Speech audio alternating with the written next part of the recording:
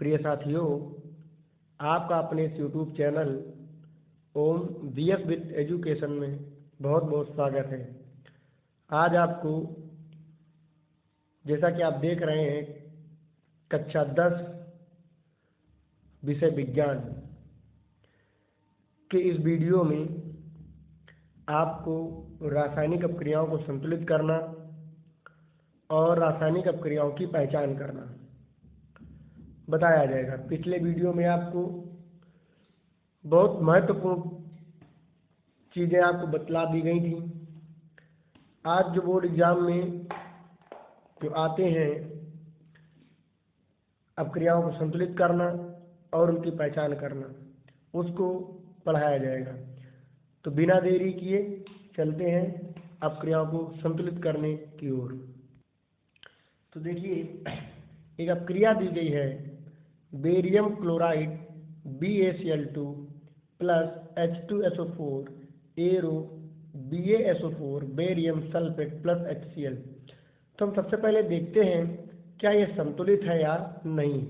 संतुलित का तात्पर्य यह है कि एरो के इधर जितने भी मात्रा में जो तत्व है, जितनी संख्या में है, एरो के उधर भी तत्वों की संख्या वही होनी चाहिए। तो आइए चलिए देखते हैं। आप देख रहे हैं इधर Ba अर्थात बेरियम एक बार है, उधर भी बेरियम एक है, यानी बेरियम बराबर है। दूसरा तत्व देखते हैं Cl, इधर 2 है और उधर Cl 1 है। तो इस Cl को बराबर करने के लिए इसमें हम 2 का गुणा कर देंगे। तो आप देखेंगे, इसको हम इस तरीके से लिखते हैं, BaCl2 plus H2SO4 arrow BaSO4 plus Cl को बराबर करने के लिए हमने HCl में 2 का गुणा कर दिया, और जैसे ही हमने 2 का गुणा किया, Cl हमारा बराबर हो गया। अब आप देखेंगे दूसरा तत्व है H2 हाइड्रोजन। इधर हाइड्रोजन 2 है, उधर 2 का गुणा होने से हाइड्रोजन भी कितना हो गया, 2। सल्फर इधर 1 है, उधर भी सल्फर 1 है। ऑक्सीजन इधर कितने अणु हैं ऑक्सीजन के, 4, उधर ऑक्सीजन कितना हो गया, 4। अब ये हमारी अपक्रिया संतुलित हो गई। इसी को हम कहते हैं संतुलित अपक्रिया या रासायनिक अपक्रिया को संतुलित करना। अब आप देख रहे हैं दूसरी अपक्रिया है NaOH sodium hydroxide plus H2SO4 arrow Na2SO4 plus H2O। तो आप देख रहे होंगे, देखिए अब हम तत्वों को गिनते। इधर सोडियम 1 है और इधर सोडियम कितना है, सोडियम इधर 2 है। तो इसको बराबर करने के लिए हमने यहाँ सोडियम में कितने का गुणा कर दिया, 2 का। तब देख रहे हैं आप Na कितना हो गया, 2। अब यहाँ पर आप देखेंगे कि ऑक्सीजन जो तत्व आ रहा है, ऑक्सीजन इधर कितना है, 1 ऑक्सीजन ये है, और जब 2 का गुणा इसमें हुआ तो ऑक्सीजन हो गया इधर 2 और 4 ऑक्सीजन इधर है, तो हो गया 4 और 2 6। इधर हमारा 4 ऑक्सीजन है, इसको बराबर करने के लिए 4 ये है और 1 ये है, तो इसमें हम 2 का गुणा कर दें तो 2 का गुणा करने से 2 ऑक्सीजन ये हो गया और 4 ये हो गया, तो 4 2 6 ऑक्सीजन इधर हो गया और 4 और 2 ऑक्सीजन इधर हो गया, तो ये हो गया 4 2 6 बराबर हो गए। इसके बाद आप देखें ये H में 2 का गुणा हो, 2H ये है और 2 ये, तो 4H इधर हो गए और 2 दूनी 4H ये हो गए। बाकी ये अपक्रिया हमारी बराबर हो गई, संतुलित हो गई।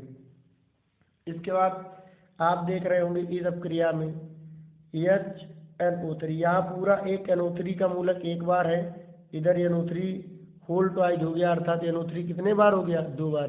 तो इस NO3 को बराबर करने के लिए HNO3 में हम कितने का गुणा कर देंगे, 2 का गुणा कर देंगे, तो ये हो जाएगा 2HNO3। अब देखिए NO3 कितना हो गया, 2। अब आप देखेंगे H इधर कितना है, 2H ये हो गया और 2H ये हो गया, 4H हो गए। इधर H कितना है, प्लस CaOH का होल ट्वाइस एरो CaNO3 का होल ट्वाइस और H2O। तो इधर आप देख रहे हैं H कितना है, 2, इधर H हो गया, 2H ये हो गया, और 2 OH के होल ट्वाइज में है तो 2H यहाँ पर हो गया, तो 2 2 4, और इधर 2H बराबर करने के लिए 2 का गुणा कर देंगे तो 4 OH इधर हो गया और 4 हाइड्रोजन इधर हो गया। अब देखते हैं N को, इधर NO3 तो बराबर कर चुके हैं, Ca इधर भी एक है, Ca उधर भी एक है, तो ये हमारा बराबर हो गया। ठीक, इसके बाद आगे अब क्रिया आती है H2 + Cl2। तो आप देख रहे होंगे यहाँ H2 है, इधर Cl2 है, इधर दोनों हाइड्रोजन और Cl एक एक है, तो इसमें 2 का गुणा कर देंगे तो ये क्रिया हमारी बराबर हो जाएगी। क्या बन जाएगा? H2 + Cl2 2HCl। तो बराबर करने का तात्पर्य आप समझ गए होंगे कि तत्वों की संख्या दोनों तरफ बराबर होनी चाहिए। अब एरो के इधर हाइड्रोजन 2, उधर भी 2 का गुणा हुआ तो हाइड्रोजन 2 हो गया, क्लोरीन इधर 2, उधर भी क्लोरीन कितना हो गया? 2। इसके बाद आती है क्रिया CaOH का होल ट्वाइस प्लस CO2। अब देखिए यहाँ कैल्शियम एक अणु है, यहाँ भी कैल्शियम का एक परमाणु है, इधर C कितना है? 1, उधर भी C कितना है? 1। O इधर कितना हो गया? 2, और 2 का ये होल ट्वाइस लगा तो 2 2 4 O हो गया, इधर 3 O ये है और 1 O ये है, तो 3 1 4 O। इधर H कितना हो गया? 2, उधर भी H पहले से 2, तो ये ऑलरेडी ये क्रिया संतुलित है, इसलिए इसमें कुछ करना नहीं है। बात समझ में आ रही है आप सभी के? इसके बाद हम आगे चलेंगे, इस सब क्रिया को देखेंगे। तो यहाँ सोडियम 1, इधर भी सोडियम 1, Cl इधर 1, इधर भी Cl 1, Ag 1, इधर भी Ag 1, NO3 एक बार है और NO3 एक बार, तो ये भी अब क्रिया हमारी संतुलित है। तो आपने संतुलित करना सीख लिया कि कैसे अब क्रियाओं को हम संतुलित करते हैं। कि संतुलित का तात्पर्य होता है कि एरो के इधर जो भी तत्व जितनी संख्या में है, एरो के उधर भी वो तत्व उतनी ही संख्या में होने चाहिए। अब आप दूसरा क्वेश्चन देख रहे हैं, क्वेश्चन में लिखा है कि निम्नलिखित में से योगात्मक तथा प्रतिस्थापन अपक्रिया छाटिए। तो आप सबसे पहले याद करिएगा कि योगात्मक अपक्रिया में हमने क्या बताया था और प्रतिस्थापन अपक्रिया में हमने आपको क्या बताया था। यदि आपको योगात्मक अपक्रिया और प्रतिस्थापन अपक्रिया याद होगी तो आप आसानी से इसमें पहचान पाएंगे कि कौन सी योगात्मक अपक्रिया है और कौन सी प्रतिस्थापन अपक्रिया है। तो चलिए जानते हैं इसको। आप देख रहे हैं कि पहली अपक्रिया लिखी है FeCuSO4 कॉपर सल्फेट, और आप देख रहे होंगे कि Fe परमाणु ने अर्थात आयरन परमाणु ने कॉपर सल्फेट से कॉपर को हटा करके अपना स्थान बनाया है। तो हमने आपको बताया था कि प्रतिस्थापन अपक्रिया क्या होती है। जब किसी अपक्रिया में किसी यौगिक या परमाणुओं के समूह से कोई एक परमाणु हट जाता है और उसके स्थान पर दूसरा परमाणु आ जाता है तो उसे हम प्रतिस्थापन अपक्रिया कहते हैं। तो आप यहाँ पर देख रहे हैं कि आयरन ने कॉपर सल्फेट विलयन से कॉपर को हटा करके अपना स्थान बनाया है, इसलिए कैसी अपक्रिया हो गई? ये हो गई हमारी प्रतिस्थापन अपक्रिया। इसके बाद आते हैं NaCl। तो ये कैसी अपक्रिया हो गई? ये हो गई योगात्मक अपक्रिया। योगात्मक अपक्रिया में हमने क्या बताया था आपको कि 2 या 2 से अधिक पदार्थ या 2 या 2 से अधिक अभिकारक आपस में मिल करके जब एक पदार्थ बनाते हैं तो उस अपक्रिया को हम योगात्मक अपक्रिया कहते हैं। तो आप देख रहे होंगे यहाँ मीथेन CH4 काय का फार्मूला है, CH4 मीथेन का सूत्र है, और ये हमारा क्लोरीन है। तो मीथेन और क्लोरीन ने मिल करके इसमें बता रहे थे आपको सोडियम और क्लोरीन। तो सोडियम और क्लोरीन मिल करके एक परमाणु बनाया सोडियम क्लोराइड। तो योगात्मक अपक्रिया वो होती है जहाँ 2 या 2 से अधिक पदार्थ आपस में मिल करके एक पदार्थ का निर्माण करते हैं, उसे हम योगात्मक अपक्रिया कहते हैं। तो इसमें देखिए सोडियम और क्लोरीन ने मिलकर के सोडियम क्लोराइड का निर्माण किया इसलिए यह योगात्मक अपक्रिया हो गई। इसके बाद देखते हैं मीथेन और क्लोरीन। मीथेन और क्लोरीन किस प्रकार की अपक्रिया हो गई? तो आप देख रहे होंगे कि Cl2 का एक Cl2 में 2 Cl हैं और एक Cl परमाणु ने मीथेन और उसे एक H को हटा दिया और एक H इसके साथ में आ गया तो वो HCl अलग हो गया और एक Cl वहाँ उसी के स्थान पर चला गया।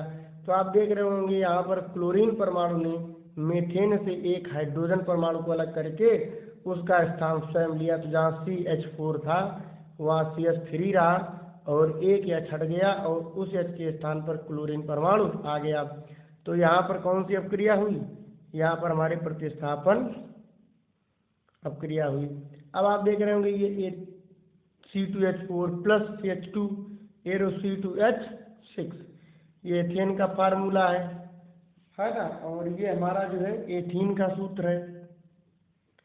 तो आप देख रहे होंगे कि यहाँ पर दो पदार्थ आपस में जुड़ करके एक पदार्थ बनाते हैं, तो इसे हम योगात्मक अपक्रिया कहते हैं। तो ये हमारी हो गई योगात्मक अपक्रिया। इसके बाद आप देख रहे होंगे N2 plus 2H2 N2 plus 3H2, तो ये बन रहा है 2NH3। तो आप देख रहे होंगे यहाँ भी दो पदार्थ आपस में मिलकर के एक पदार्थ का निर्माण कराते हैं, तो ये भी कैसी अपक्रिया हो गई? योगात्मक अपक्रिया होगी। पुनः आप समझें दोनों अपक्रियाओं को। योगात्मक अपक्रिया वो थी जिसमें दो या दो से अधिक पदार्थ आपस में मिल करके किसी एक पदार्थ का निर्माण करते हैं, वह अपक्रिया योगात्मक अपक्रिया कहलाती है।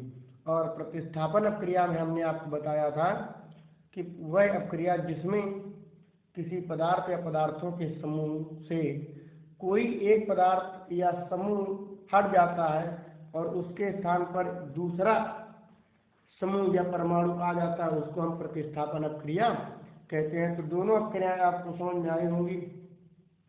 इसका तीसरा क्वेश्चन है कि निम्नलिखित अपक्रियाओं में उपचयित तथा अपचयित पदार्थों की पहचान कीजिए। तो कैसे करेंगे आइए समझते हैं। तो आप देख रहे हैं पहली अपक्रिया लिखी है 4 यानी, और जो इसके पीछे जैसे यस लगा है तो इस यस का मतलब है, यस का मतलब होता है सॉलिड, सॉलिड का मतलब ठोस। तो जिस तत्व के पीछे यस लगा हो उसका मतलब वह तत्व ठोस होता है, और जिसके पीछे जी लिखा हो उसका मतलब वो गैस होता है। जिसमें LIQ लिखा हो LQ वो लिक्विड माने द्रव अवस्था। क्या ऑक्सीजन किस अवस्था में है? गैस अवस्था में। और सोडियम किस अवस्था में? ठोस अवस्था में। तो सोडियम और ऑक्सीजन के मिलने से क्या बनना है? Sodium oxide. तो आप देख रहे होंगे यहाँ सोडियम के साथ में ऑक्सीजन जुड़ती है। तो हमने आपको बताया था कि ऑक्सीकरण वह अपक्रिया होती है जिसमें ऑक्सीजन का संयोग होता है। तो आप देख रहे होंगे कि सोडियम के साथ में ऑक्सीजन जुड़ रहा है, तो यहाँ जो अपक्रिया हो गई वो हो गई ऑक्सीकरण अपक्रिया। और जिस पदार्थ के साथ में ऑक्सीजन जुड़ता है उसे हम उपचयित पदार्थ कहते हैं। ये उपचयित या ऑक्सीकारक पदार्थ, तो इसे हम ऑक्सीकारक या उपचयित पदार्थ कह सकते हैं, क्योंकि जहाँ ऑक्सीजन जुड़ता है उसे हम उपचयन अपक्रिया या ऑक्सीकरण अपक्रिया कहते हैं, तथा जिस पदार्थ के साथ में ऑक्सीजन जुड़ता है उसे हम उपचयित या ऑक्सीकारक पदार्थ कहते हैं। अगर और जो पदार्थ जैसे ऑक्सीजन जुड़ रहा है तो ऑक्सीजन जो परमाणु हो गया उसका अपचयन हो रहा है क्योंकि वह जुड़ रहा है। तो जो पदार्थ जुड़ता है अर्थात जब ऑक्सीजन किसी के साथ में जुड़ता है तो ऑक्सीजन परमाणु अपचयक कहलाता है, और जिस तत्व के साथ में जुड़ता है वह तत्व उपचयित या ऑक्सीकारक कहलाता है। इसके बाद अगली अपक्रिया है, अब आप देख रहे हैं CuO plus H2 arrow Cu और H2O। तो आप देख रहे होंगे कि Cu जो है CuO से O अलग हो गया और केवल Cu बचा। तो यहाँ पर जब किसी पदार्थ से ऑक्सीजन का संयोग होता है तो वह अपक्रिया ऑक्सीकरण अपक्रिया या उपचयन अपक्रिया कहलाती है, और जहाँ ऑक्सीजन अलग होता है उसे हम अपचयन अपक्रिया कहते हैं। तो आप यहाँ पर देख रहे होंगे, अच्छा CuO से ऑक्सीजन परमाणु अलग हो रहा है तो इसलिए यहाँ पर CuO अपचयन हो गया, अपचयित पदार्थ कहलाएगा, अपचयित उपचयित कहलाएगा अर्थात जिस पदार्थ से ऑक्सीजन अलग होती है उसे हम अपचयित पदार्थ कहते हैं, और जिसके साथ में ऑक्सीजन जुड़ती है उसे हम उपचयित पदार्थ कहते हैं। तो यहाँ ऑक्सीजन Cu से अलग हुई, तो CuO से जब ऑक्सीजन अलग हुई तो किसके साथ में जुड़ गई, H2O के साथ में जुड़ गई, H2 के साथ में जुड़ गई।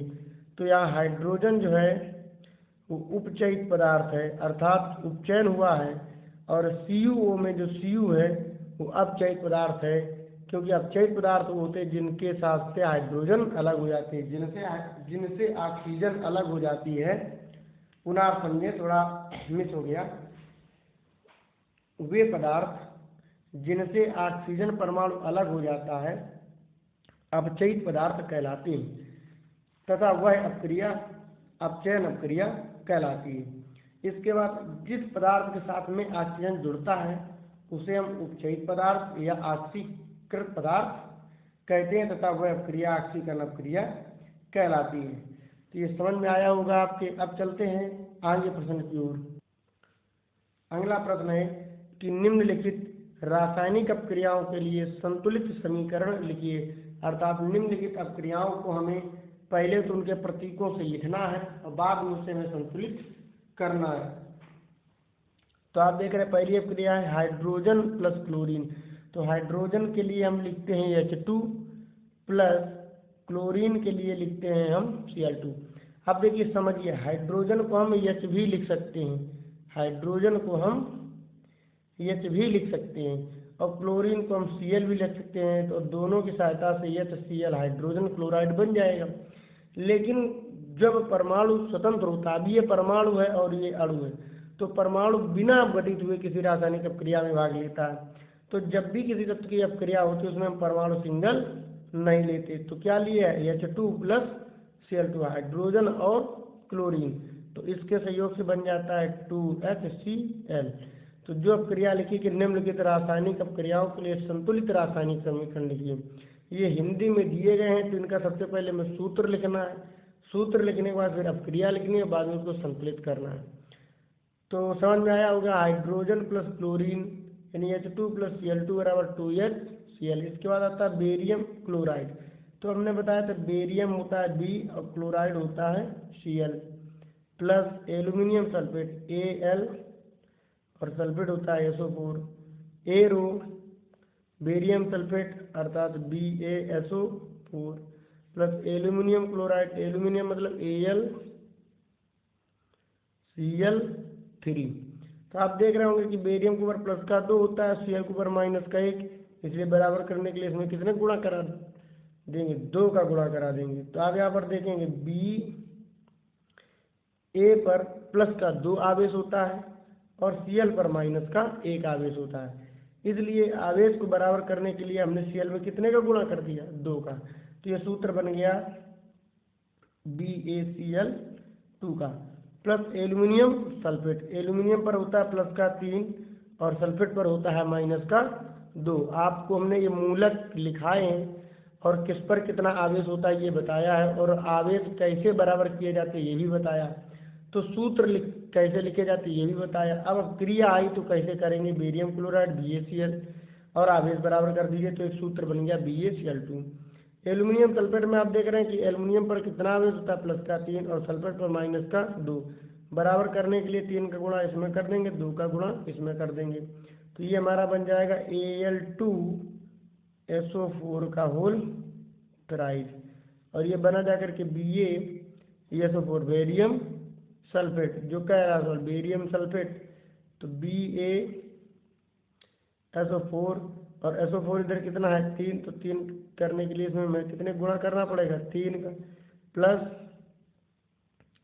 इसमें कितने कर देंगे। अब इधर देखिए 3 Ba हो गया, तो इधर भी बराबर करने के लिए हमें, अब जब इधर 3 Ba हो गया तो Ba को बराबर करने के लिए हमें इधर भी 3 का गुणा करना पड़ेगा। तो जैसे ही 3 का गुणा किया तो बेरियम बराबर हो गया, और इसके बाद हमारे पास ज़्यादा हो गया, Cl हो गया 3 दूनी 6। तो Cl को बराबर करने के लिए AlCl3, इसमें भी 2 का गुणा कर दिया, तो इस तरीके से Cl भी बराबर हो गया 3 दूनी 6। इसके बाद आगे जो है, इसके बाद Ba बराबर हो गया, Cl भी बराबर हो गया, इधर Al2 था, इधर Al2, इधर सल्फेट कितना था 3, तो इधर भी सल्फेट कितना हो गया 3। तो ये क्रिया इस तरीके से हमारी संतुलित हो गई, बराबर हो गई। तो अब क्रियाओं के लिए संतुलित रासायनिक समीकरण जिस तरीके से हमें लिखना है हमने आपको बता दिया। इसके बाद एक अब क्रिया आती है सोडियम प्लस जल अर्थात Na प्लस H2, तो बनता है सोडियम हाइड्रोक्साइड अर्थात NaOH प्लस हाइड्रोजन गैस मुक्त हो जाती है। तो इधर H कितना हो गया 3, इधर H कितना है 2। तो बराबर करने के लिए इनमें हम गुणा करके और इनको हम बराबर कर देंगे। तो जल में कर दो 2 का गुणा, तो इधर भी 2H थे और इसमें भी कर दें हम 2 का गुणा। तो आप देख रहे होंगे 2 का गुणा जब Na किया तो 2Na हो गया, तो 2 का गुणा यहाँ भी कर दो 2Na इधर 2Na इधर, और H कितना हो गया 4, इधर 2H ये हो गया 2H ये, तो 2 2 4, और O कितना हो गया ऑक्सीजन परमाणु 2, इधर भी ऑक्सीजन परमाणु 2। तो इस तरीके से ये हमारी अपक्रियाएं बराबर हो जाती हैं। अब चलते हैं आगे की अपक्रिया की ओर। इसके बाद आप देख रहे होंगे एक अपक्रिया है कैल्शियम हाइड्रोक्साइड। तो कैल्शियम होता है Ca, हाइड्रोक्साइड होता है OH plus carbon dioxide arrow calcium carbonate CaCO3, calcium Ca carbonate CO3 plus जल H2। तो इस तरीके से अपक्रिया लिखी जाती है, सूत्र हमने लिखा दिए हैं।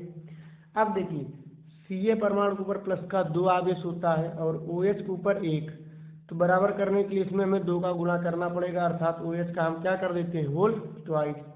तो ये बन जाता है CaOH का whole twice plus CO2 arrow CaCO3 plus H2O। तो आप देखिएगा अब इसको हम बराबर कर लेते हैं। कैसे बराबर करेंगे इसको हम, तो आप देखेंगे Ca इधर कितना है 1, इधर भी कैल्शियम परमाणु कितना है 1, इधर O कितना हो गया O इधर हो गया 2O ये हो गए, और 2O ये हो गए, तो 2 2 4, इधर भी O देख लो 3O ये 1O ये, तो 3 1 4O। H इधर कितना हो गया 2H इधर हो गया, और 2H सफिक्स में लगा तो 2H ये हो गया, तो C 1 है और इधर भी C 1 है। तो ये हमारी अपक्रिया बराबर हो गई। इसके बाद एक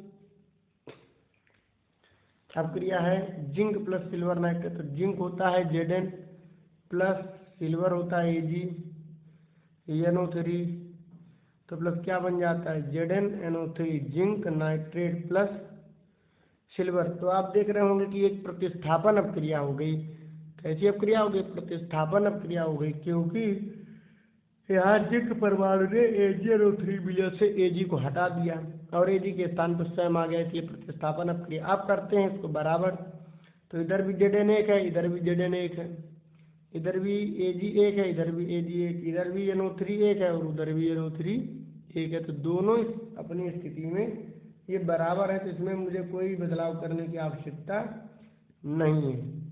इसके बाद एक अपक्रिया आती है एल्यूमिनियम प्लस कॉपर क्लोराइड। तो आप देख रहे होंगे एल्युमिनियम क्या होता है Al, कॉपर क्या होता है Cu, और क्लोराइड क्या होता है Cl। Aluminium Al, chloride Cl। अब देखिए Al के ऊपर तो प्लस का 3 होता है, तो Cl के ऊपर -1 बराबर करने के लिए इसमें कितने गुणा करने पर AlCl3 प्लस Cu। तो इस तरीके से सबसे पहले तो सूत्र लिखेंगे, अब इसको बराबर करेंगे। तो Cu के ऊपर प्लस का 2 और Cl के ऊपर -1, तो इसमें हम कर देंगे 2 का गुणा। अब इधर देखिए Al कितना है 1, इधर भी Al 1, इधर Cu कितना है 1, उधर भी Cu 1, इधर Cl2 कितना है 2 है Cl, और उधर Cl है 3। तो बराबर करने के लिए 3 का गुणा यहाँ कर देंगे और 2 का गुणा हम यहाँ कर देंगे। जैसे ही 3 का गुणा करेंगे तो Cu हो जाएगा इधर 3, तो 3 का गुणा यहाँ भी कर दीजिए, तो Cu कितना हो गया 3, और Cl कितना हो गया 3 दूनी 6, और 3 दूनी 6, देखिए Cl भी 6 हो गया, और Al कितना है इधर 1, इधर Al है 2, तो इसमें 2 का हमने गुणा कर दिया। तो इस तरीके से ये हमारी अपक्रियाओं को किस तरीके से हम संतुलित करते हैं और किसमें कौन सी अपक्रिया कैसे पहचानते हैं। इसके बाद भी और कई सारे उदाहरण हैं, और उन सभी उदाहरणों को आपको कल वाले वीडियो में बताया जाएगा। आज के लिए इतना ही पर्याप्त है। आप सभी बच्चे एक एक विधिवत नोट्स बना लेंगे और नोट्स अच्छे से तैयार करेंगे। और जो चीज़ ना समझ में आए वो कमेंट बॉक्स में कर के बतला दीजिएगा हमको, तो हम आपको और अच्छे से अच्छा सुधार करने का या पढ़ाने का प्रयास करेंगे। तो यदि आपको ये वीडियो अच्छी लगी हो, यूजफुल लगी हो, तो लाइक करें, कमेंट करें और शेयर करें तथा हमारे channel Om V S with education को सब्सक्राइब करें। धन्यवाद।